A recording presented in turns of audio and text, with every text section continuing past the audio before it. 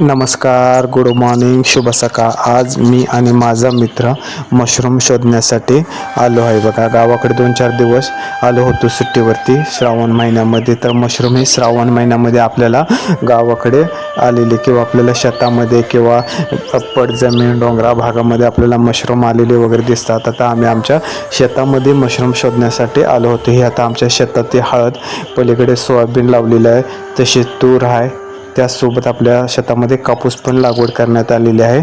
आणि हे आता आमच्या बांधावरती आमचे मित्र शंकरराव यांना मशरूम सापडले, ते आता काढत आहेत. काही मशरूम खराब पण झालेले 2-4 दिवस असल्यामुळे काही जून झालेले मशरूम आहेत ते घेत नाहीत. जे कवळे मशरूम असतात तेच आपण घेतो. हे बघा, पूर्णपणे बांधा आपल्याला मशरूमाने भरलेला दिसत आहे. तर हे श्रावण महिन्यामध्ये गावाकडील लोक हे जंगलामध्ये किंवा आपल्या पांदी वगैरे असते किंवा आपल्या शेताचा बांध वगैरे याच्यावरती हे आपल्याला मशरूम आलेले आपल्याला दिसतात. अशा प्रकारे हे मशरूम असतात. आपण हे खाण्यासाठी खूप छान असतात, चविष्ट असतात. तसे याच्यात औषधी गुणधर्म असल्यामुळे हे मशरूम खाण्यासाठी गावाकडील लोक शोधतात. हा पूर्णपणे आमची शेती.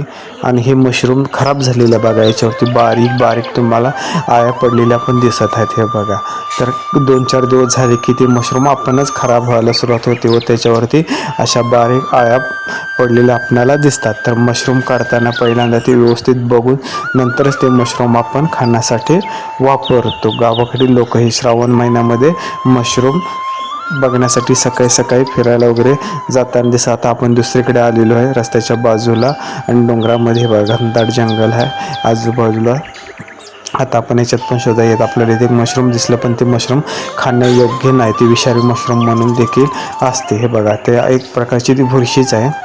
आता हे अशा प्रकारे आज आपण पूर्णपणे फिरत आहे शंकरराव आणि मी. त्यांना तिथे मशरूम सापडलेले आहे. बघा, मशरूम कोणीतरी काढून, आम्ही यायच्या आधीच कोणीतरी काढून निघून गेलेले आहेत.